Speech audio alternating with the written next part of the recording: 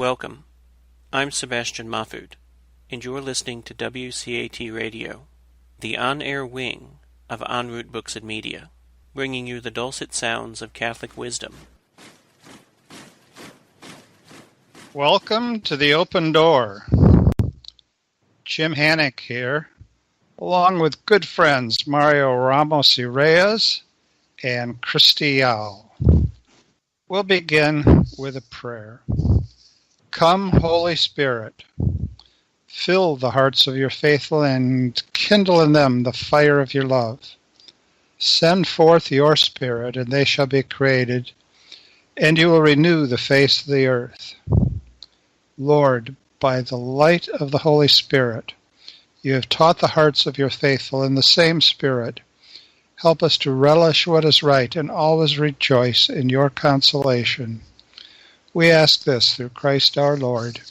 Amen.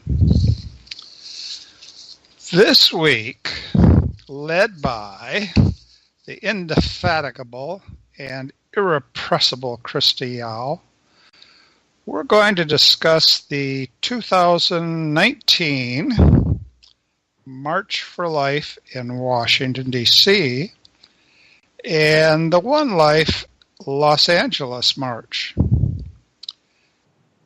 We have a number of questions, and I'm going to ask Christy to answer the very first one in a freewheeling and anecdotal spirit.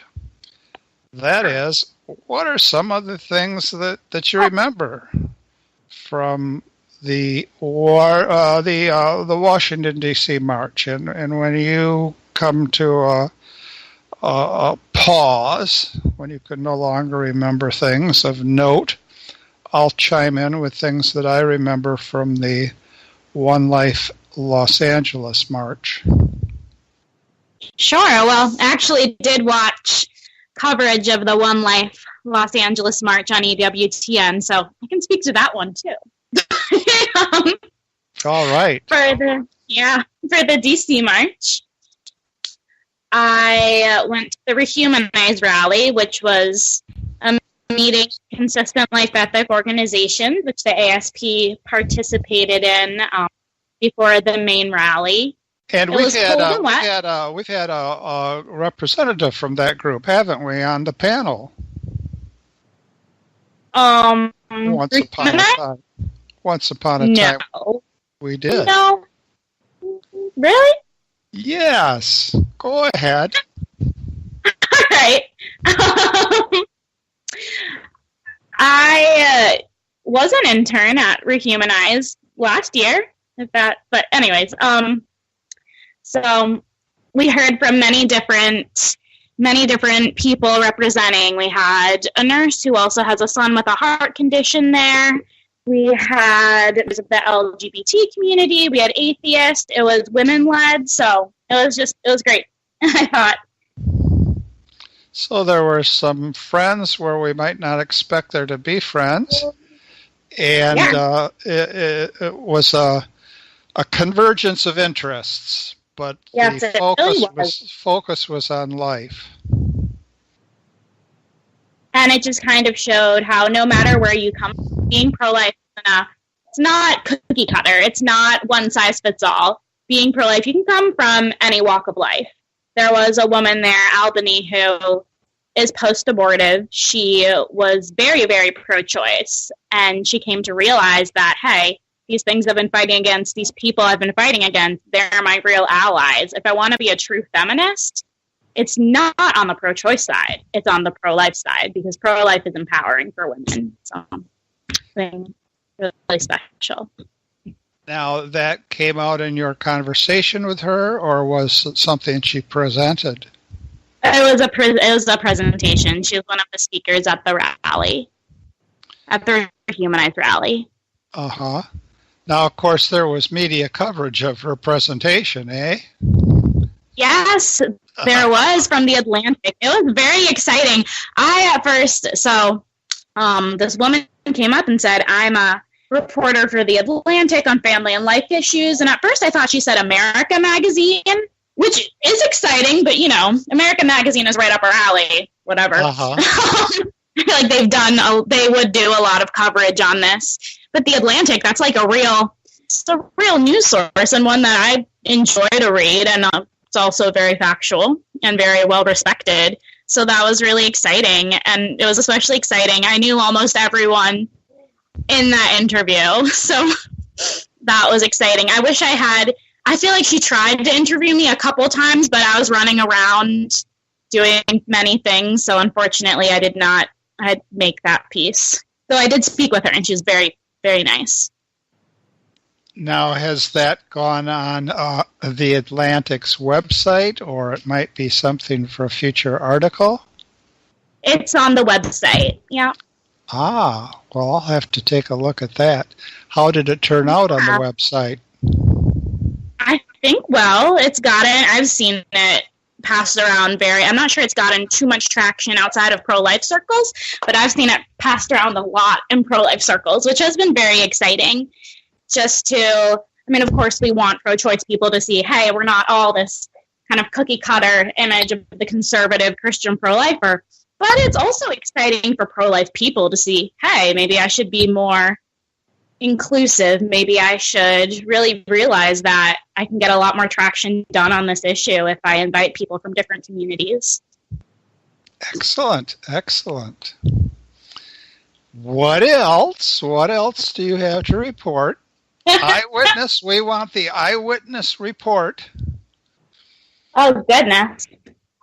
Well, I definitely enjoy, as a native, semi-native Washingtonian. I live in the Maryland suburbs. I was raised about 10 minutes outside of D.C. I actually went to high school in the district.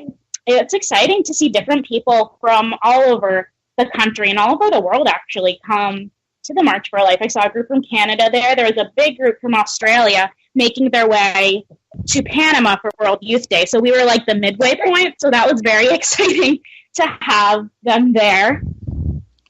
Did you get a chance to speak with any of them? I did at the Cardinal O'Connor conference, which I want to share a little bit more about the next day. I met the Archbishop of Sydney, which was very exciting. So, well, this might be the time to connect right away with that, and then we can get back to the march. Yeah, definitely. So the American Solidarity Party, we had a table at the Cardinal O'Connor conference, which was very exciting. It's a very consistent life ethic friendly conference. I would say, despite the fact that it is a Catholic conference, there's a lot of people of other faiths that do join. And we were right next to Secular Pro-Life, which is just kind of a testament to that, but it's a very open, welcoming conference, so it does have the Catholic roots, which I personally appreciate. It's held at Georgetown University, so it's a very academic, prestigious kind of environment, which is cool because I went to state school. Like, my college experience was nothing like stepping onto Georgetown's campus, so it's always really cool to go there and see all the old buildings and fancy pictures and things. Was there ivy? I don't like the plant. Was there ivy on these old buildings? Oh, there might have been. That guarantees that they're old if there's ivy on them. There was. I'm not sure. But that was a really cool setting. I heard talks I left my table to hear talks from both Star Parker, who is the founder of CURE, Communities for Urban Responsibilities and Ethics, which is more a conservative organization than I kind of ascribe to, but it was still interesting to hear her philosophy of why people are in poverty and how we can get people out of poverty, and hear her story and things like that. So that was good. And then I heard one of my favorite all-time speakers, Sharon Foster, president of Feminists for Life. And she really, she's amazing.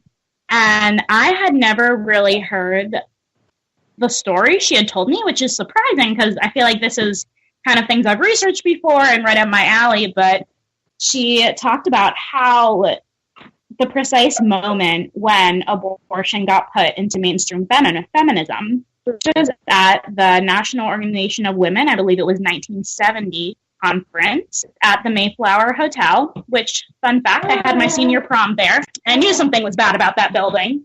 But anyways, in the Chinese room of the Mayflower Hotel, there was a meeting of about 110-ish, if I'm remembering the numbers correctly, feminists. And up until then, they'd been a little bit divided on the issue of abortion, but pro-life feminists had mostly won out. And right then, they were ratifying Alice Paul Equal Rights Amendment, and Alice Paul was very pro-life. The Equal Rights Amendment was her life work. She had worked very hard on it. She was so thrilled it was finally getting passed. And Betty Friedan had recently gotten close with Larry Lader. Betty Friedan was going through a divorce, and she had kind of started to lean on Larry Lader as her friend. And Larry Lader had he was the co-founder of the National Abortion Repeal Action League, or NARAL. And he had kind of used their friendship to get her to advance the abortion movement and make it kind of a synonym, unfortunately, with the women's movement.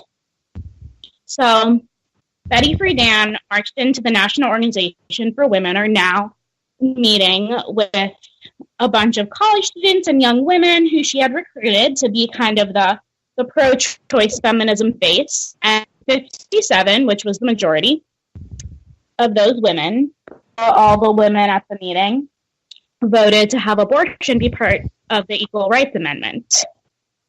And Alice Paul, who was very, very old at this point, she was, sorry to put it so frankly, but she was, up there in years, she couldn't make it to the meeting. She was heartbroken. She was crushed that her life's work, the things she had worked on, with hopes of women being empowered to be wives and mothers and part of the workforce, was now being used for such a derogatory purpose.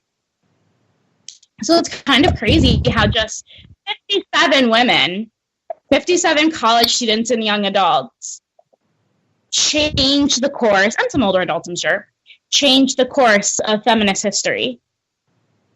But if those 57 women can change the course of feminist history for the negative, then what'll it take to flip it back to the positive? That's an extraordinary story that you've shared with us. I think it's so important that we know our history and have the history available to people. We're rightly focused on the present, but the present brings with it all the past.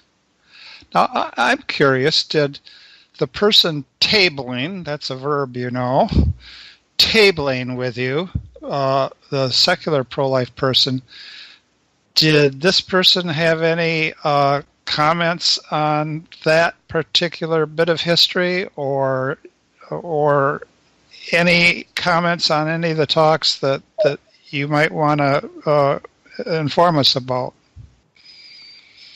Oh, well, he was the only person at his table, so he did not get a chance to go to any talks, unfortunately. I did watch his table while he went to Chick-fil-A, so I did my part. Did he bring you back a sandwich? He didn't. Well, I'm a vegetarian, so he did not. But, okay. But he felt at the conference that there are a lot of Catholic colleges, but he really wanted them to take back their information for their atheist or agnostic or just kind of not really religious friends. And he got a lot of good response from that. There are a lot of people who said, oh, well, I'm Catholic, that's why I'm here with my campus ministry or with my church group or whatever. They do have friends, and I'm sure all young people, we're a very secular generation, for better or for worse. And a lot of young people do have friends who are atheists or agnostics or just not into religion. And we need to show them that doesn't mean you can't be for human rights. The right to life, you can be religious and believe that life is sacred and all that, but you can just believe that it's wrong to kill someone. This isn't a novel idea. And you can believe that because the unborn is a separate entity, it does have separate DNA, it does have unalienable rights, that it's wrong to kill them. And you don't really need a religious background to think that. Interesting. Mario, do you have some first comments on Christy's initial report? Well, I'm enjoying hearing that many people without religious background are also pro-life. That is a very, very uplifting news. I knew before about that, but not to the extent that I'm hearing now. But my question is, do you think, Christy, that the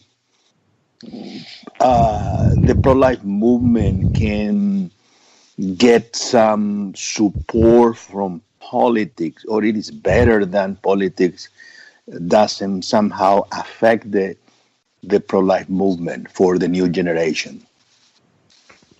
Sure. So I think it can be both within the context of politics. Obviously, politicians make our policies. Politicians, in some ways, shape our lives, shape the things that affect us. So we do need their support, and we do need their kind of work in the pro-life movement. But I think being pro-life goes way beyond politics. Politics is a great place to be pro-life. I think it's like, imagine, I don't know, if there was a flower or a tree, I guess would be a better analogy. The tree of the pro-life movement. Politics is a big branch, but it's just one branch. And we can't let the politics get caught up.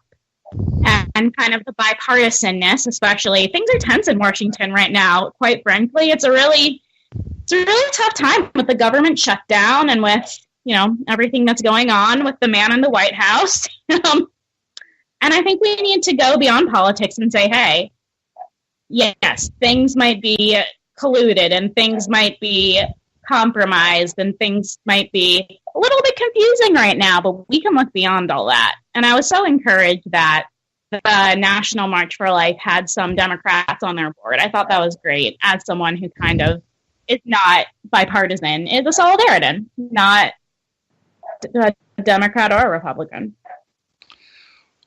Who were some of those Democrats? Dan Lipinski from, I want to say, Indiana. And, why am I blanking on her name? From Louisiana. She's someone I want to kind of look more into. I saw her marching with Democrats for Life, and I'd really like to learn more about her and learn more about kind of how you can be a pro-life Democrat in general. I know it's very tough right now with everything being so bipartisan, with the Democrats basically being at Planned Parenthood's beck and call, and the Republicans being kind of pro-life, but not so serious about it. Pro-life in name, but not really in deed. I just think that's amazing that they're kind of breaking the mold and standing out. Was there a good contingent from Democrats for Life? There was, definitely smaller than I would have liked. I would like Democrats for Life to be half the march, but maybe a third. Maybe I'd like a third of it to be the whole American Solidarity Party, and then a third Republicans. And that would be the dream. But unfortunately, the dream is not coming true. But there was we had. Oh, sorry. What other American Solidarity people were there with you? So I had the whole Garrett family, which was quite exciting. Dane Garrett, my vice chair, he stayed with me the whole time of the march and through. We went to a Consistent Life Network discussion and everything. His wife, Grace, took their little one, Izzy, not with the main march for a little bit because she's only 3 and it was a little bit cold for her. But we also had a couple from Indiana visiting, so that was very exciting to meet them and to kind of see how things are for the Solidarity Party out there. We had some, they're not technically Solidarity members, but they're friends of Solidarity, and we've done events with them from UMBC Students for Life. We had Who else did we have from the Solidarity Party? There's a lot of overlap, so I'm sure I'm missing someone who like I associate more with another event or with another organization. But that's exciting. From the ASP Facebook pages, yes. Dane Garrett is a well-known figure. He has a comment on a great many topics. Oh, yes. What were some of his reactions to the march? Oh, golly. He definitely enjoys seeing all the different, I guess, groups there. He's not surprising to anyone who kind of follows our social media accounts or are just friends with us. Dane and I are very kind of different on a lot of ideological topics, but we both share a great passion for being pro-life. So yeah, another convergence. Yeah. Why don't we were both very happy to attend. Sorry. Why don't I do a little bit of anecdotal stuff on the OneLife LA event here in Los Angeles? My first anecdote is that Connecticut American Solidarity Party was with us in the form of a very good threefold handout on the party that was sent by Norm Chouinard free of charge. And I was able to distribute a number of the Connecticut backgrounders on the party, and I think they were well received. I was especially happy. One of our auxiliary bishops here is Bishop Ochoa, and he was walking about just talking with people before the march started, and I was able to give him one of the Connecticut trifolds and talk to him about the party. I don't think he'd ever heard about it before, and he was surprised and very pleased. And I think that was a nice connection to make.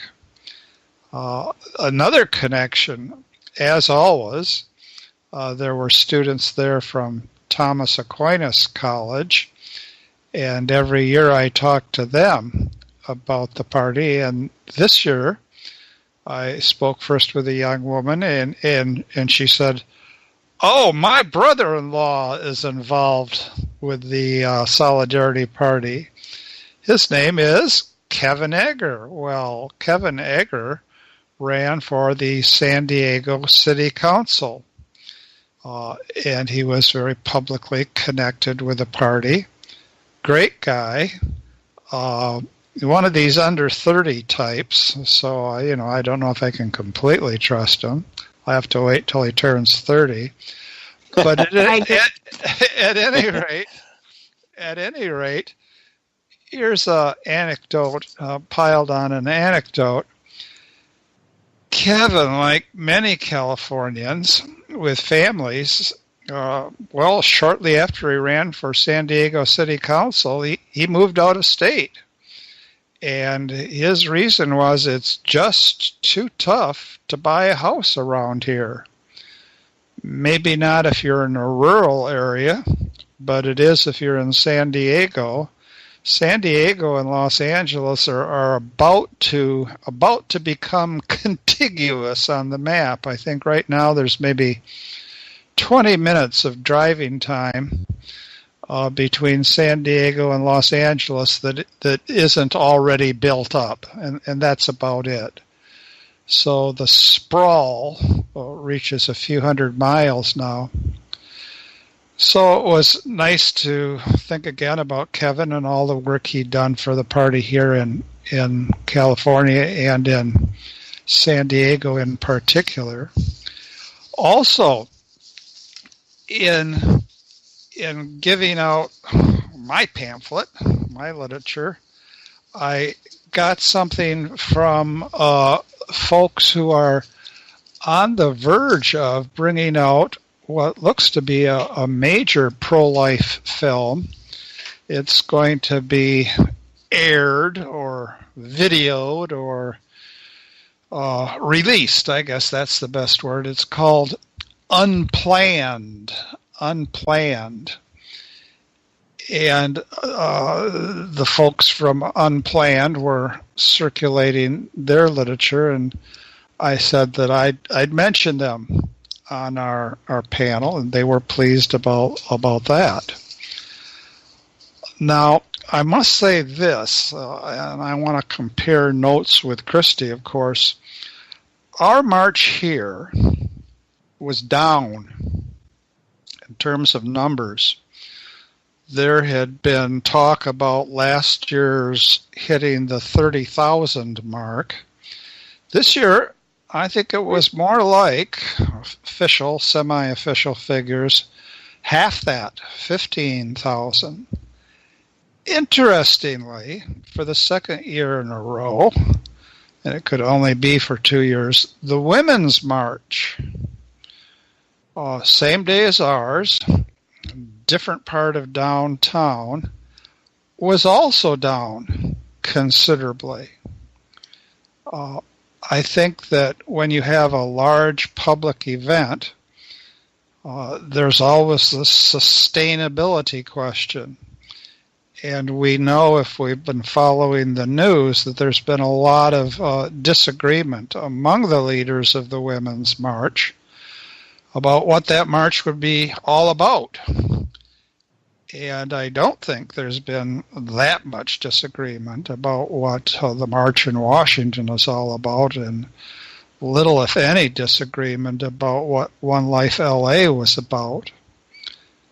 The day after the march, I should say the day after the marches, there was no coverage in the Los Angeles Times, as in zero coverage of the OneLife LA event.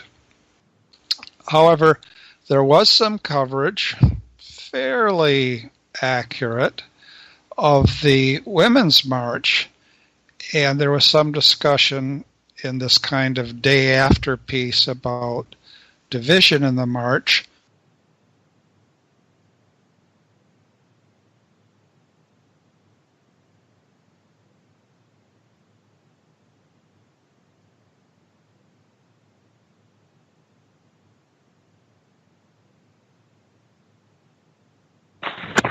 Sorry, I turned the microphone off after the baby started burping and hadn't turned it back on.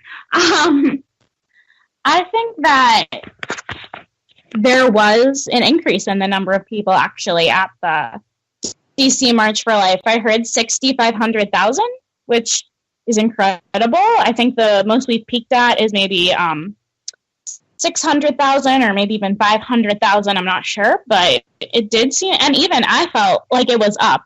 I felt like the numbers had gone, it was a lot more crowded. And I've been to the march, oh golly, it's probably like my 20th time or something like that. I've been going since I was very young. And I really felt like, yeah, there were a lot more people there, but of course that could just be my perspective. But I did read 500,000, so that's good. Or 650,000. So, but definitely it never gets coverage in the major newspapers, maybe a little blip here and there. Unfortunately, I don't want to get too much into this because there's lots of details and opinions, but unfortunately the most coverage it did get was by the Covington Catholic School kind of controversy. People started talking about it then. But the Women's March I didn't hear that much about either, which was kind of positive that at least they're both kind of being iced out. Definitely more drama with the Women's March. There's drama over the March for Life, of course, with Trump and Pence speaking there. But there's major drama with anti-Semitism at the Women's March. But Yeah, I think there's just a lot also going on in Washington right now with the shutdown and all. So there's a lot of news on that every single day. And there's not too much more being talked about because it's such a big thing over here. So I don't know. But that piece on the Atlantic was really quite exciting to have sort of the major respected news source dedicated to not only pro-lifers, but the left-leaning, secular, kind of, honestly, ASP-minded pro-lifers. So that's exciting. I think, did Jim leave us,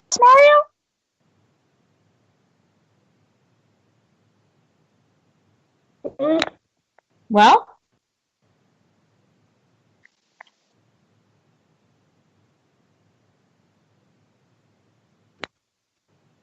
all right. So I guess I'll just keep going on until Jim returns. I did actually see the film he was talking about, Unplanned. I saw a preview of that the morning before the March for Life. It's such a powerful story. Oh, Jim, you're back. Thank goodness. I'm back. Did you hear nothing? Were you lucky and heard nothing? I heard nothing. Okay. Oh, wonders. Now, are you in the middle of something and then I should come back with what I was actually saying? I was talking about Unplanned. I actually saw the movie the morning before. You heard that. You heard that. Yeah, I saw pre-screening the morning before the March for Life, and that was very exciting. It's such a powerful story. I almost cried so many times. I had to stop myself from crying because, of course, I was wearing makeup. But it was such a powerful movie, such a good witness to life. It's still in the director's cut, and I did make a few suggestions, so hopefully, I don't know if they'll take those seriously. Hopefully they will. But overall, it was so powerful, and it was so kind of opening to, because I've always been pro-life. I've never really been, I don't know, exposed to too much of what goes really on inside abortion clinics. I've done, of course, research, and I've done 40 Days for Life and things like that, but I had never really seen it from that perspective. It was really an insider's perspective, which was very, very interesting. And I had no idea that, speaking of 40 Days for Life, would be featured so prominently in the movie. So that was exciting to see, like, hey, I've done that. Yes. What was the perspective from inside the clinic that struck you as significant? On the one hand, it's just kind of like, it's strangely normal, I guess. There are these little things that Abby sees, the main character in the movie, Abby Johnson, that she sees that she's kind of like, well, I'm not really okay with this. This is a little unsettling. But for the most part, her friends are there, and everyone's telling her this is okay. Most people, rather. But at the end of the day, when she sees an ultrasound, and I hope I'm not doing any spoilers, her story is pretty well known, so hopefully not. When she sees an ultrasound of a child that's being aborted, it all comes together for her. And these kind of little dominoes that had been piling up, finally everything drops. And she realizes, I have to get out of here. I cannot give my life to this organization 1 second longer. And it's really an inspiring story for, I don't know, anyone who stands out from the crowd and really says, hey, there's something wrong. It's an amazing story of a hero like that.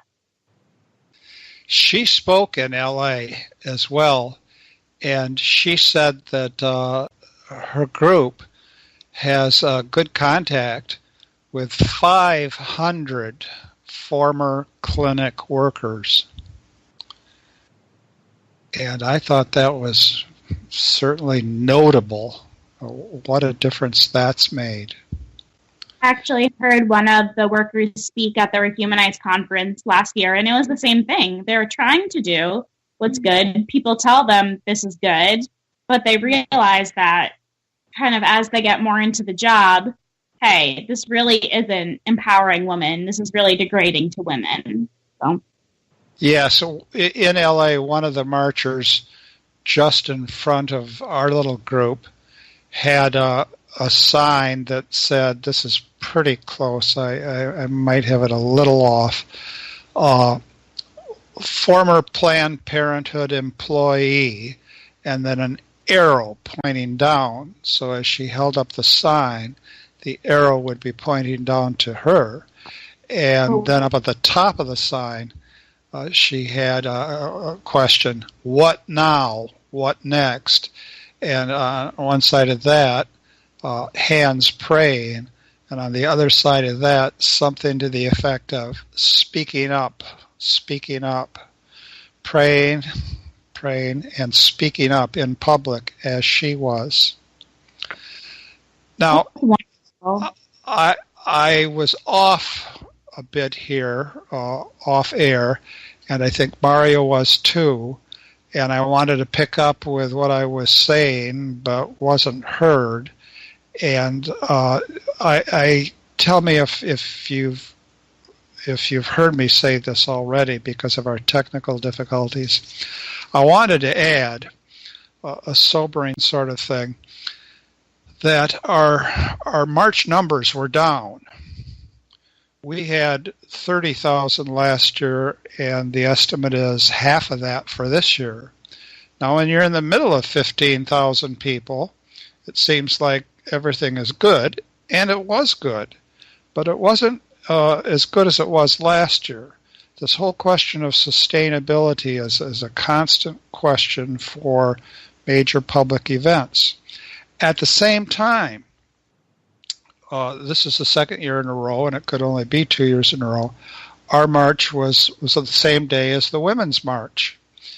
And the Women's March has had a lot of internal fighting going on, and the numbers there were down. I don't know if they had half as many as last year. I'm not sure, but the numbers were definitely down. Next day, in the Los Angeles Times, no coverage at all of our march. None. Nothing. However, there was some coverage of the Women's March. And in this coverage of the Women's March, there was no talk about how there were thousands and thousands.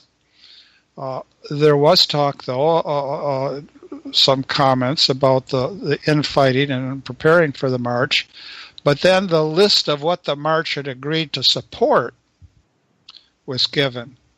And some of the points that the Women's March was supporting were of course right.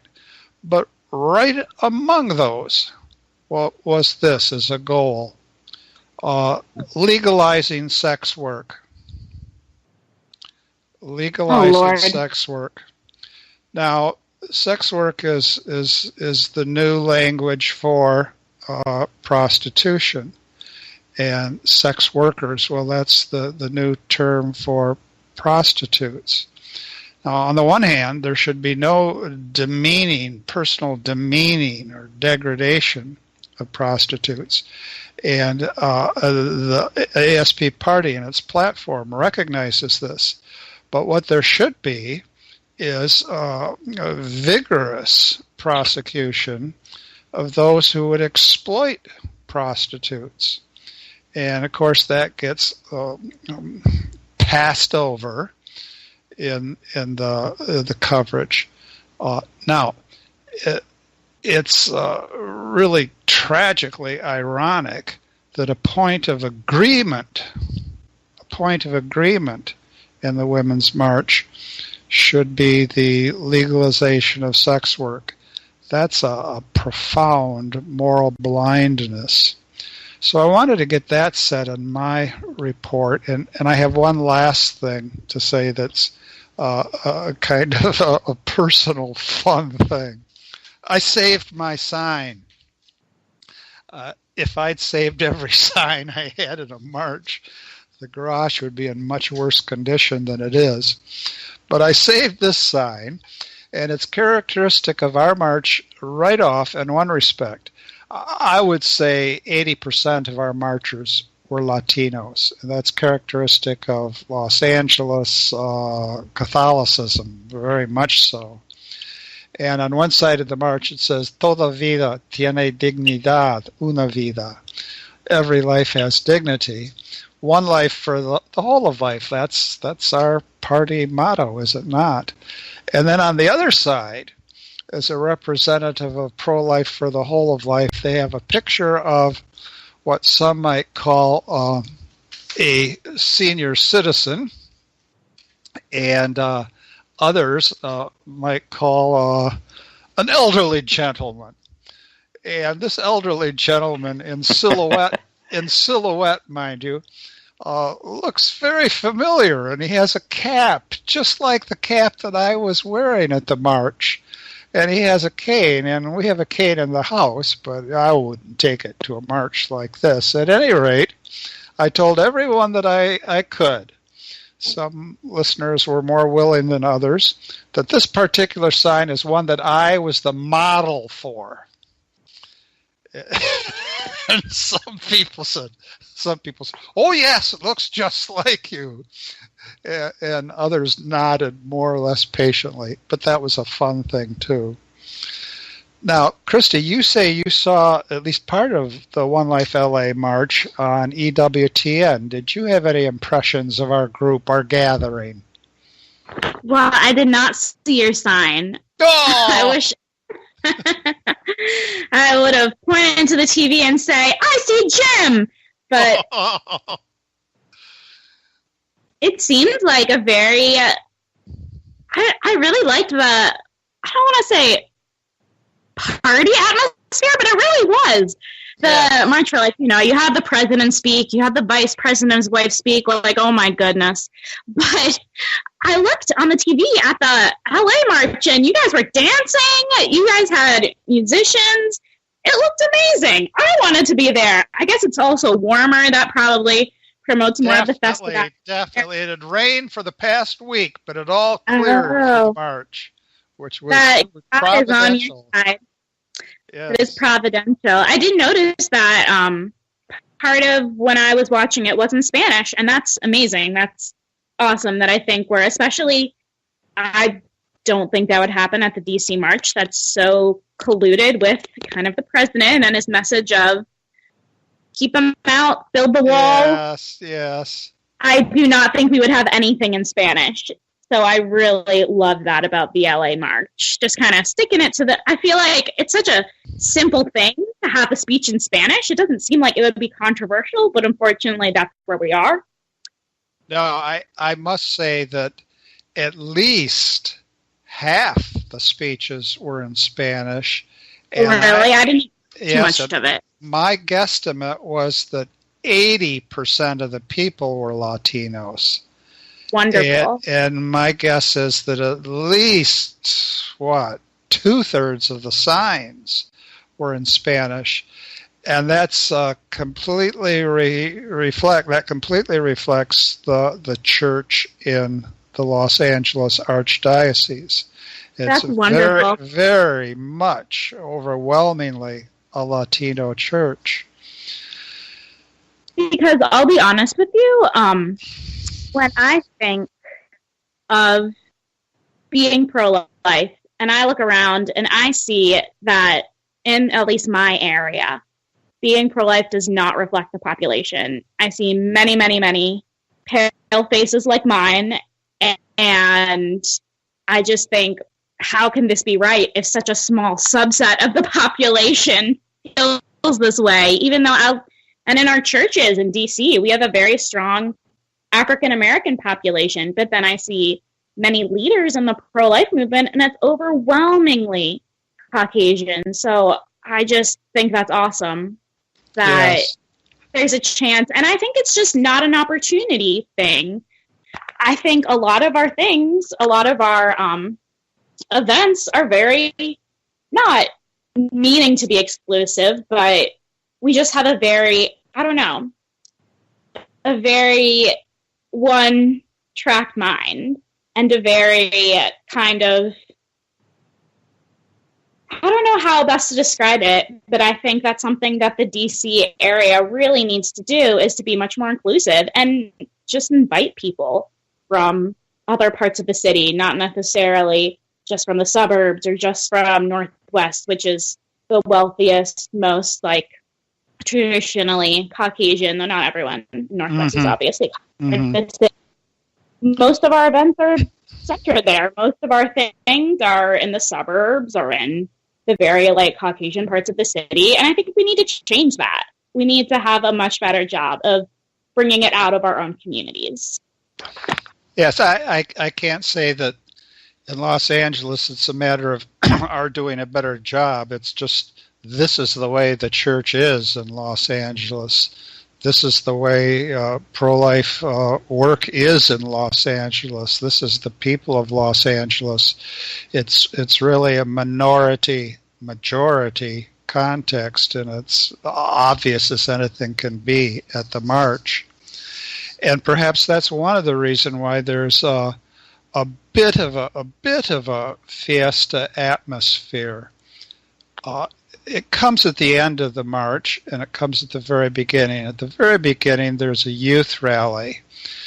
And at the end, after we've completed the walk, we're at a park, and people are spread out, and there are food trucks all around, and nothing could be more Los Angeles than food trucks. I used to think that nothing could be more Los Angeles than donut shops, but now it's definitely food trucks, and that's a step up from donut places. And I think that's one way the pro-life movement needs to express itself. There are many ways, but one way it needs to express itself is in terms of this is how we live. This is how we rejoice. We don't for a minute forget the slaughter of the innocent, but even so, we're not going to stop celebrating life, and so we have a different kind of atmosphere than I've experienced. It's certainly a different kind of atmosphere than I've experienced in vigiling in front of abortion mills. That's very, very intense, and it's not the place to stop and have a picnic. But at some point, we need to relax and spread out and chat with each other and listen to music. And that's something that's very much, that fiesta component, very much of the Los Angeles OneLife LA event. Now, I'd like to go on to the last question on our agenda, because once again we're down to 10 minutes or so, and this is the serious, sober stuff that we need to talk about. The way we have it on our working questions for every panel, our working questions this week. And by the way, we now have 84 hours worth of the panel in the archives, so we've been paneling a lot. It reads this way: President Trump has supported pro-life efforts, and his message to D.C. marchers is an example of his support. Will there be a backlash against the pro-life movement after Trump leaves office? And we could say a lot about how he will be leaving office, but we want to go on to what we can do constructively. Will there be a backlash after the pro-life movement, against the pro-life movement after Trump leaves office? If so, how might we prepare for it? What do you think, panel people, Christy and Mario? There's already backlash. I don't think it's coming. I think it's already here. And I think, I don't want to sound too, much like a Debbie Downer, but we're to close the government over a border wall, but Planned Parenthood is still being funded. Yes. We've made all these sanctions against immigrants, and 9-month abortion was just legalized in New York. Yes. I hear what the president's saying, and I do appreciate what's done, like such as the Mexico City policy. but I just don't see concrete action. And you can say so many things and give so many messages, but when are you going to do the actual work? Yes. Mario. Well, I think I really don't know about the future. Probably there will be a backlash about the pro-life movement. Reflecting on what you said about the Hispanic people who celebrate life, that phenomenon you can see also in different parts of the country. It's not only, I think, LA. Perhaps people are fewer in numbers in other cities, but generally, Hispanic people are very happy, and the way that they confront life is very positive, despite the difficulties that many of them face. I'm personally involved with them very closely and help them, and I work with them as a teacher and in many areas. And so, but generally they are torn apart about precisely that they are pro-life, and at the same times they are demonized by many people about the status and about they are here without document and so on. So that is a very difficult situation. And unfortunately, sometimes we tie too much, I think, the pro-life movement to a particular type of politics or a particular partisan politics. That is why I when I heard about that the pro-life movement was somehow expanded into different political parties, a transversal way of looking at pro-life, I think it's much, much better, because here we just focus on something precious, the human dignity. The human dignity doesn't have any political color, if you will. It's ontological. That's the reality of life. And so, and I hope that not much happened after this presidency. But if it does, which may be the case, then that's a teachable moment, and how then in the future the pro-life movement must be moved forward, and what are really the role of politics in building the movement. And so, because we need to be inclusive and bring people from different, even political perspective and view about other issues, because the issue of life is too crucial. It's the foundational issue of human rights. I mean, this is human dignity. And I think that's, I don't know if I answered clearly the question, but I just also myself wondering about the situation and the consequences of specific politics or specific administration. Yes, a couple points come to mind, and one will be a segue into next week's panel. First point, I remember, and it's been well over 40 years now, the first time at a major Catholic cemetery, I saw family after family after family, Latinos, gathered around the burial sites of members of their families with a picnic lunch and toys, and then bit by bit it dawned on me that there was something called Dia de los Muertos, and that of course is the climax of the willingness, the ability to celebrate life even in the midst of death. Extraordinary. And that's part of what's going on with the OneLife LA feeling. The other point that I wanted to make is that Christy began by emphasizing that there were present at the march in D.C. people that we might not expect to be present.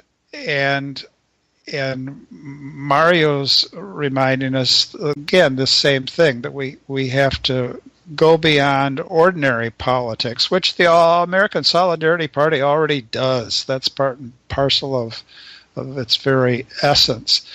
Go beyond ordinary politics. And next week, we're going to have a socialist be our guest. And I'm sure that Mario and I and John Breen, if John can make it back next week, I'm sure that we'll pose questions for the socialist that will maybe make him either annoyed or maybe make him squirm a bit. But we want to see what other groups have to say, and especially to see if there aren't points of convergence, ways that we can draw on their strengths to focus on ways that we can do things better in the future than we have done in the past. Christy, do you think that might be an opportunity next week? Christy's mic is off. Yes, I definitely. Oh, it was a strategic turnoff, no doubt. Before we went on air. No, actually, the baby's asleep. Oh, before we went on air, the mail was being delivered. There was a fierce response from the dog, and then the baby. Yeah. But now everything is quiet. It's just that Christy was off air. What do you think? Just that I was trying to. Somehow I turned on my camera, and I don't want everyone to see the toys on the floor. We see it. We see all those things. I know. Would you mind repeating the question? I was too busy trying to turn on my camera. The question is, you mentioned at the beginning of our panel how different people were at the march. Everybody wants the march to be more inclusive, but it already was inclusive in some surprising ways.